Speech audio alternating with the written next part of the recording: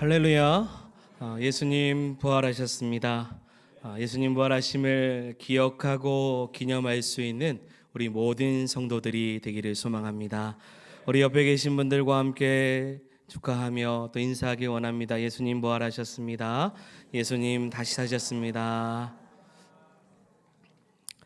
오늘의 말씀의 주제는 안식 후 첫날, 부활의 날이라고 함께 말씀을 통해서 요한복음 20장 1절부터 10절까지의 말씀을 함께 우리가 보도록 하겠습니다.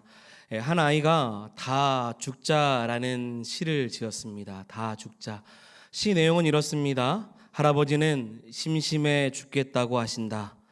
할머니는 허리가 아파 죽겠다고 하신다. 아빠는 피곤해 죽겠다고 하신다. 엄마는 짜증나 죽겠다고 하신다. 누나는 힘들어 죽겠다고 하신다. 다 죽는다고 한다. 그럼 나는 어떻게 하지? 그냥 다 죽자.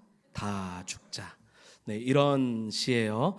우리는 입버릇처럼 죽겠다라고 말합니다. 사람들은 좋은 일이 있어도 신나 죽겠다, 좋아 죽겠다라고 말합니다. 음식을 많이 먹으면 배불러 죽겠다, 배 터져 죽겠다라고 하죠. 힘든 일이 있으면 괴로워 죽겠다, 아파 죽겠다, 힘들어 죽겠다고 하면서 정말 죽을 것처럼 말을 합니다. 우리는 너무도 쉽게 대수롭지 않게 여러분 죽음을 말할 때가 참 많습니다. 그런데 막상 죽으라고 하면 죽고 싶지 않죠. 여러분 기독교 신앙은 죽음에서 머물러 있지 않습니다. 지난주 주일 말씀의 내용을 보면 내가 그리스도와 함께 십자가에 못 박혔나니 그런즉 이제는 내가 사는 것이 아니요 곧 죽음에 대한 이야기죠. 내가 사는 것이 아니다. 십자가에 그리스도와 함께 죽었다라는 것입니다. 그런데 갈라디아서 2장 20절은 여기서 끝나지 않습니다. 같이 그 다음 읽어볼까요? 오직 내 안에 그리스도께서 사시는 것이라. 이제 내가 육체 가운데 사는 것은 나를 사랑하사 나를 위하여 자기 자신을 버리신 하나님의 아들을 믿는 믿음 안에서 사는 것이라. 아멘. 사는 역사가 있습니다. 기독교의 신앙은 죽었다가 다시 사는 거예요. 그래서 처음에는 죽겠다 하겠지만 나중에 반드시 우리는 산 줄 믿습니다. 예수님 부활하셨습니다. 죽으시고 사흘 만에 다시 부활하셨어요. 저와 여러분들도 부활의 첫 열매가 되어주시는 예수 그리스도로 인하여 영원히 사는 귀한 축복을 받는 성도들이 되기를 주의 이름으로 축원드립니다. 아멘. 오늘 말씀으로 한번 들어가 보겠습니다. 여러분, 월요일 다음은 무슨 요일이죠? 화요일입니다. 수요일 후에는 목요일이죠. 그 누구도 수요일 다음 날을 수요일 후 첫날이라고 혹은 월요일 다음 날을 월요일 후 첫날이라고 말하지 않습니다. 그런데 오늘 우리 예수님께서 골고다 언덕 위에 죽으시고 사흘 만에 부활하신 예수님의 날을 오늘 본문 1절은 이렇게 소개하고 있습니다. 같이 읽겠습니다. 안식 후 첫날 일찍이 아직 어두울 때 막달라 마리아가 무덤에 와서 돌이 무덤에서 옮겨진 것을 보고. 아멘. 여러분 다시 말씀드리면 안식 후 첫날이라는 표현은 사실 자연스러운 표현이 아닐 것입니다. 마가복음 8장 31절에 예수님이 사흘 만에 살아나신다라고 했습니다. 그러므로 정확한 표현은 3일 후에 혹은 제3일째 되던 날이라고 해야 맞을 것입니다. 그럼에도 불구하고 성경은 오늘 본문인 요한복음뿐만 아니라 복음서 전체 뭐라고 이야기하냐면 안식 후 첫날이라고 표현하고 있습니다. 마태복음 28장 1절에도 보시면 안식일이 다 지나고 안식 후 첫날이 되려는 새벽에 라고 기록됐습니다. 이 말은 일주일 중에 첫날에 혹은 주간의 첫날에 라는 의미를 가지고 있습니다. 왜 여러분 이렇게 표현한 이유가 무엇일까요? 이렇게 표현하신 이유가 무엇일까? 이렇게 표현한 이유는 예수님께서 부활하신 그날, 여러분, 사랑하는 여러분, 인류가 다시 새롭게 시작되는 모든 날의 첫날이 되기 때문입니다. 할렐루야. 예수님이 부활하신 그날이 모든 날의 첫날이라는 거예요. 예수님께서 십자가에서 이루신 죄사함의 능력이 본격적으로 시작되는 그 첫날이 예수님 부활하신 날이죠. 이는 인류가 아담으로부터 시작되었던 죄의 문제를 그 누구도 완전한 속량으로 이뤄줄 수 없었는데 그리스도 예수께서 해결해 주신 날이 부활의 날이기 때문입니다. 안식 후 첫날은 하나님과 원수된 저와 여러분들이 하나님과 우리 사이에 막혀져 있는 담을 예수 그리스도께서 허물어 주신 날이고 죄에서 자유함을 얻는 날인 줄 믿습니다. 그래서 인류 역사가 다시금 새롭게 시작되는 날, 안식 후 첫날, 모든 날의 첫날이라는 거죠. 그래서 우리는 예수님 부활하신 그 날을 기념하는 줄 믿습니다. 인류가 다시 시작되는 날이죠. 그래서 성경의 안식 후 첫날, 모든 날 중에 첫날을 기록하면서 우리에게 새로운 출발을 말하고 있습니다. 또한 안식 후 첫날이라고 하시는 이유는 그날로부터 역사의 중심이 이동되는 첫날이 되기 때문입니다. 여러분, 구약으로부터 생각해 본다면 하나님께서 세상을 창조하신 후 일곱째 된 날에 안식을 했습니다. 그러므로 하나님의 창조를 믿는 사람은 일곱째 날에 안식을 지키고 구원의 날로 여기죠. 그러나 이제는 죄로 인해서 사망 선고를 받은 인생들을 구원하시고 부활하신 바로 그날이 첫날이 된다라는 것입니다. 바로 그 첫날이 새로운 시작의 중심의 날이 되는 것이죠. 그래서 이때부터 여러분 안식 후 첫날이 첫째 날, 여러분 부활하신 날, 주의 날, 예배의 날, 우리를 구원하신 날, 부활을 기념하는 날로 우리가 오늘 뭘 하고 있습니까? 주일을 지키고 있는 것입니다. 안식 후 첫날은 주일이에요. 예수님을 예배하는 부활하심을 기념하는 날입니다. 우리는 매주 주일에 모여서 예배하고 있는데요. 주일에 예배를 드린다라는 것은 단지 주일 예배를 지킨다라는 그 의미가 아닙니다. 주일은 우리가 예수님의 부활과 더불어서 새로운 시작된 인류의 역사에 동참하는 날이라는 거예요. 그토록 놀라운 날을 우리에게 허락해 주신 것입니다. 그래서 날마다 부활의 날을 맞이할 수 있는 매 주일마다 부활하신 예수님을 만나는 우리 모두가 되기를 소망합니다. 그러면 이토록 놀라운 새날, 새로운 시작은 어디서부터 시작이 되었는지를 함께 살펴보길 원합니다. 첫 번째는 이 새로운 시작은 같이 읽어보겠습니다. 새로운 시작은 빈 무덤에서 시작됩니다. 아멘. 인류의 새로운 시작은 무덤에서 시작이 됩니다. 우리가 알듯이요, 무덤은 죄로 인한 죽음의 상징이 있는 곳입니다. 인생을 비탄에 적게 만들어 놓은 슬픔의 장소이기도 하죠. 저는 장례를 종종 이제 집례하기 때문에 그러한 장지나 성묘나 그리고 추모 공원을 갈 때가 있습니다. 여러분, 그곳은 죽은 자들의 머무는 장소입니다. 그런 무덤의 자리에 산자가 아니라 죽은 자들이 모여 있는 것이죠. 그런데 바로 2000년 전에 예수님의 무덤에서 죽은 자가 아닌 산자의 역사를 보여주신다는 것이죠. 새로운 역사가 시작이 되었습니다. 오늘 본문 1절에 보니 가장 먼저 무덤 문이 활짝 열렸습니다. 같이 읽어보겠습니다. 안식 후 첫날 일찍이 아직 어두울 때.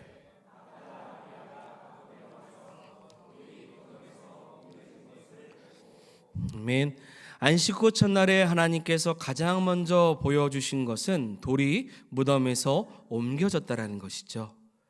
바위에 동굴을 파서 만든 유대인의 무덤에서 보통 큰 돌이 있습니다. 이 돌은 보통 유대인 장정 5명이 함께 힘을 써야 움직일 수 있는 매우 큰 돌이라고 합니다.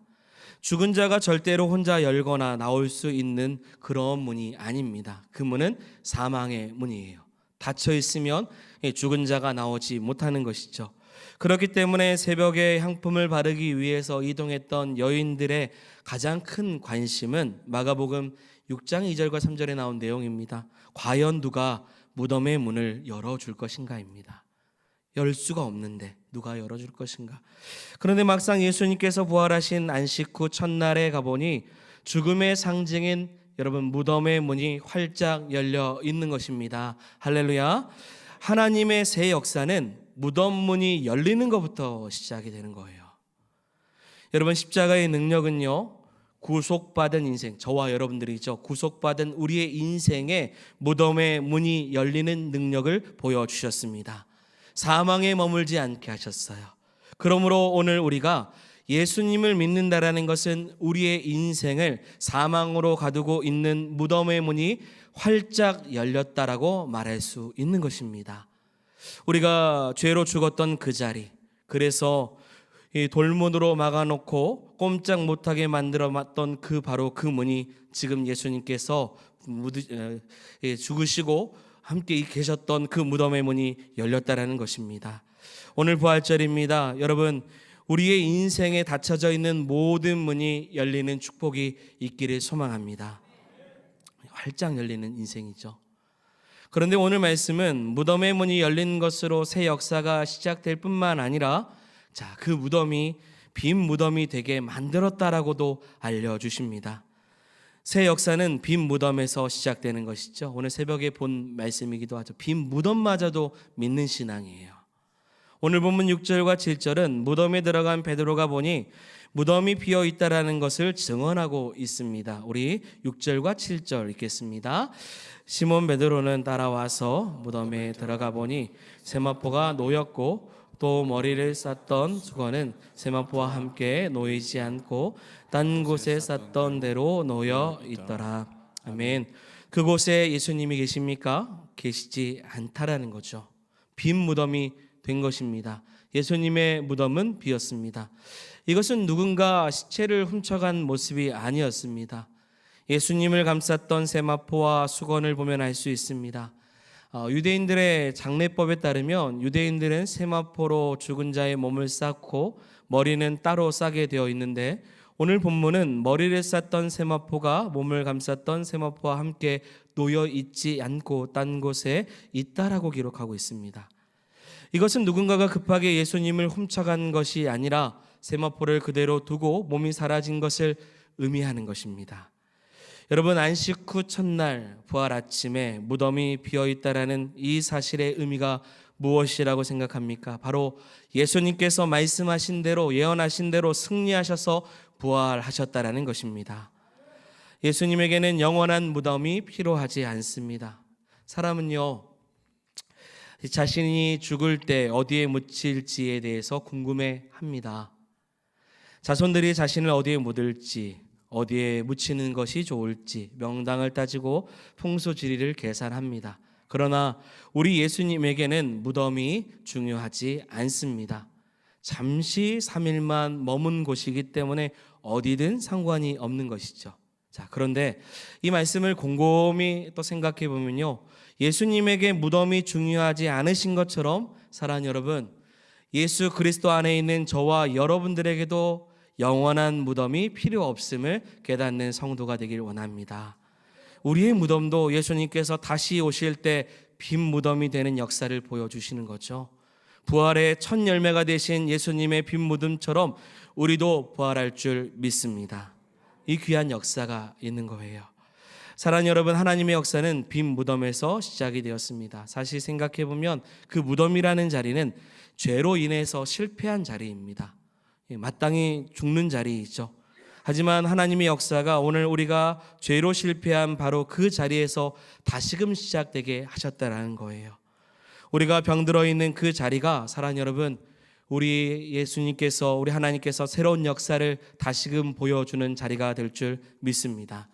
우리가 넘어져 있는 그 자리에서 하나님의 역사가 시작될 줄 믿습니다.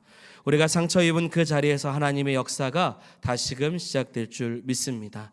죄로 갇혔던 우리의 인생을 건져주셨던 주님으로 인하여서 다시금 부활하신 주님으로 인해서 새로운 하나님의 역사를 볼 수 있는 성도들이 되기를 소망합니다.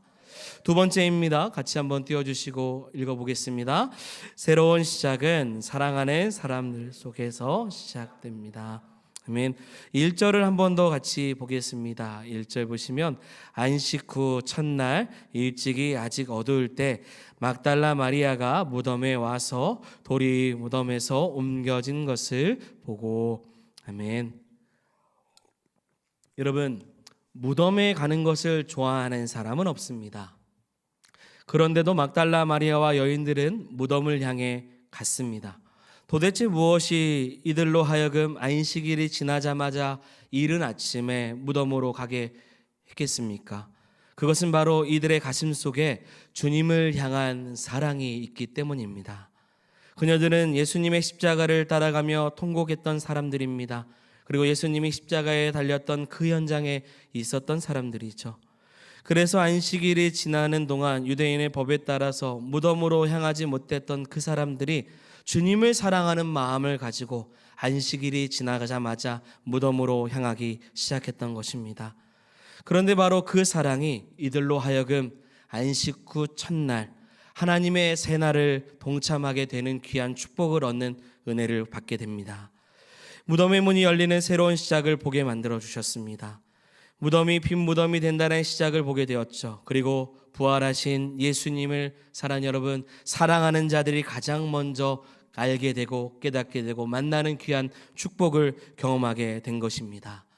새로운 시작은 하나님을 사랑하는 사람들로부터 시작됩니다. 이 말은 여러분, 누구든지 하나님을 사랑하면 그 인생에 새로운 시작이 열린다라는 것입니다. 누구를 통해서요? 부활하신 예수 그리스도를 통해서입니다. 여기서 우리가 주목해야 될 것은 예수님을 사랑하는 사람들은 이 여인들만 있었다라는 것이 아닙니다. 막달라 마리아가 달려가서 붙들어 온 사람들이 있습니다. 2절과 3절이죠. 같이 읽겠습니다. 시몬 베드로와 예수께서 사랑하시던 그 다른 제자들에게 달려가서 말하되 사람들이 주님의 무덤에 가져다가 어디로 두었는지 우리가 알지 못하겠다 하니 베드로와 그 다른 형제가 나아가서 무덤으로 갈새. 아멘. 이들은 모두가 예수님을 사랑했던 제자입니다. 자, 그러나 또한 실패자이들이기도 합니다. 특히 베드로는 예수님을 3번이나 부인했던 사람이죠. 누구보다 예수님을 사랑했지만 그 사랑을 지키기에는 너무나도 연약했던 것입니다. 그래서 예수님을 모른다고 해서 심지어 저주까지 했기 시작했습니다. 그러나 우리 주님은 이처럼 실패한 자들이라고 할지라도 그 마음에 사랑이 남아있는 자에게 새로운 시작을 보게 하신 것입니다. 사랑하는 여러분, 오늘 여러분 가운데 실패자들이 있습니까? 그러나 여러분 마음속에 주님을 사랑하는 마음이 있다면 여러분 새로운 역사를 보게 될 줄 믿습니다. 부활의 주님을 의지하십시오. 부활하신 주님께 간구하십시오. 부활하신 주님과 동행하십시오. 부활하신 주님이 여러분들의 삶을 주님을 사랑하는 자들에게 그 신 은혜로 채워주실 줄 믿습니다. 그래서 요한복음 14장 21절에 나의 계명을 지키는 자라야 나를 사랑하는 자니 나를 사랑하는 자는 내 아버지께 사랑을 받을 것이요 나도 그를 사랑하여 그에게 나를 나타내리라. 아멘. 사랑하는 자에게 주님께서 자신을 나타내 주신다고 말씀해 주셨습니다. 예수님을 사랑하는 자에게 하나님을 나타내 주시고요. 로마서 8장 28절은 같이 읽겠습니다.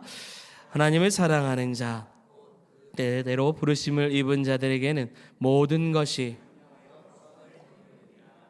아멘. 이런 귀한 축복을 허락해 주실 줄 믿습니다.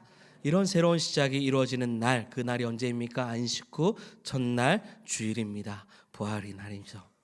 마지막입니다. 세 번째입니다. 세 번째 같이 읽어보겠습니다. 새로운 시작은 일상에서 시작됩니다. 아멘. 이 부분은 그냥 말씀을 이렇게 한번 묵상해 보았습니다. 유대인들은요, 일반적으로 사람이 죽으면 24시간 안에 묘에 안치해야 됩니다. 그 이유는 하나님이 주신 땅을 더럽히지 않기 위함입니다.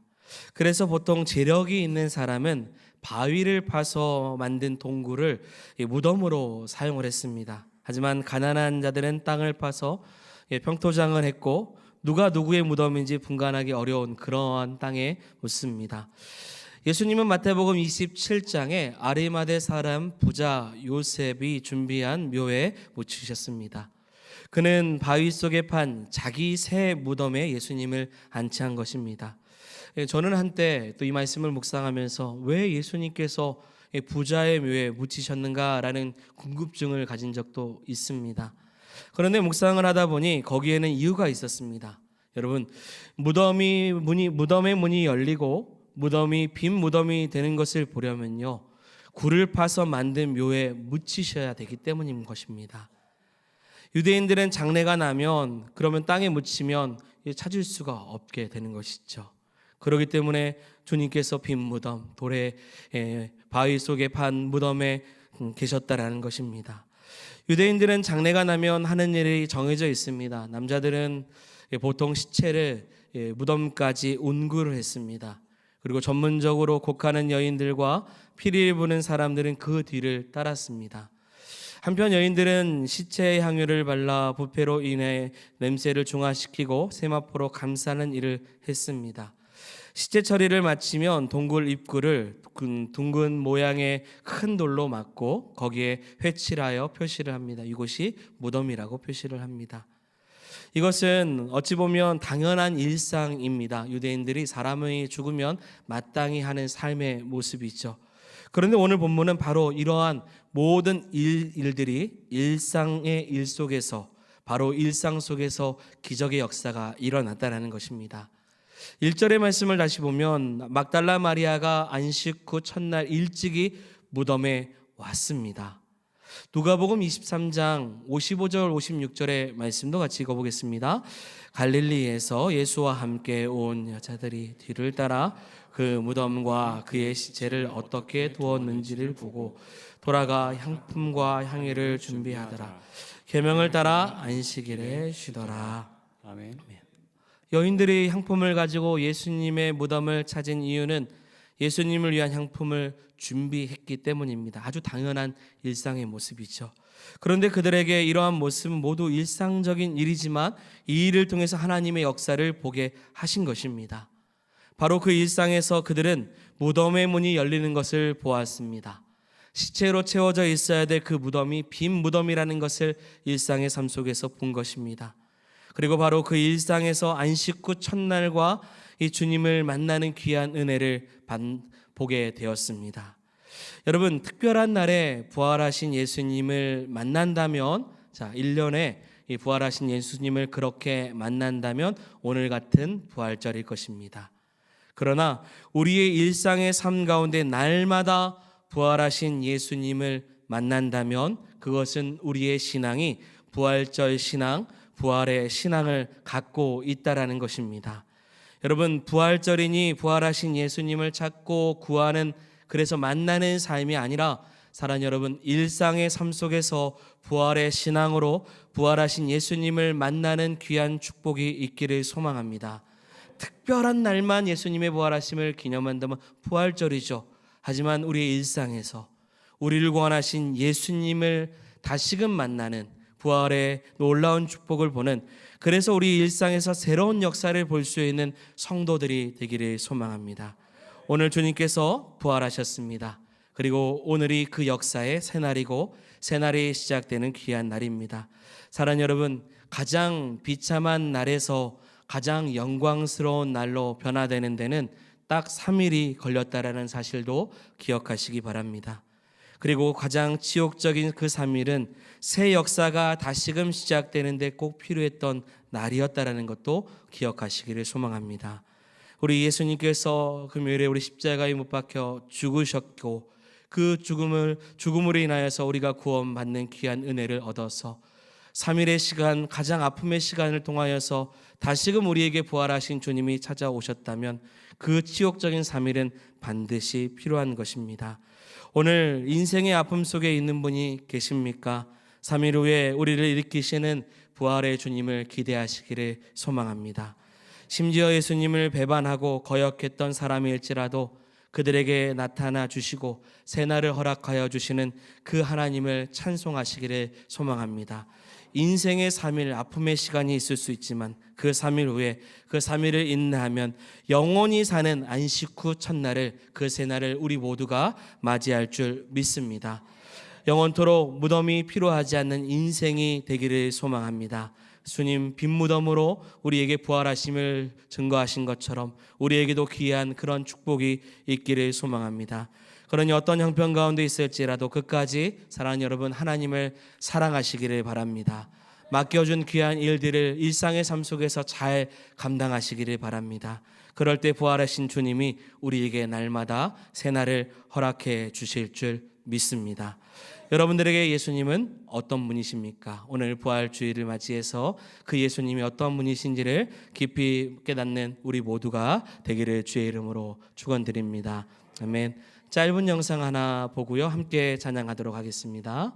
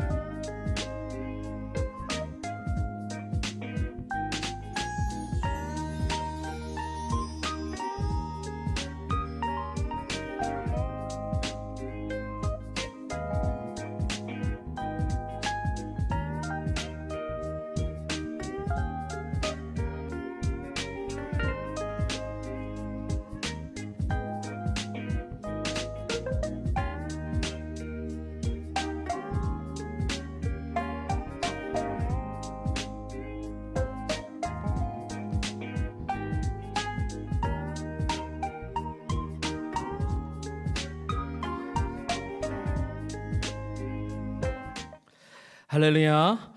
우리에게 부활하신 주님은 어떤 분이신지를 기억하기를 소망합니다. 우리가 함께 기쁨으로 찬양하면서 예수 그리스도의 부활하심을 우리가 찬양하며 나아가기를 소망합니다.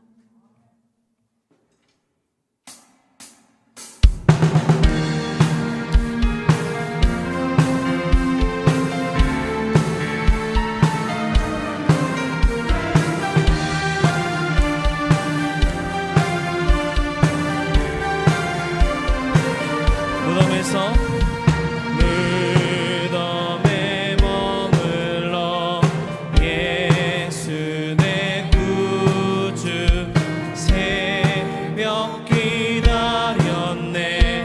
예수 한 번 더 무덤에 머물러 무덤에 머물러 예수 내 구주 새벽 기다렸네. 예수 내 주 원수를 다 이기고 무덤에서 살아나셨네. 어둠을 이기시고 나와서 성도와 함께 길이 사셨네. 예수 다시 사셨네.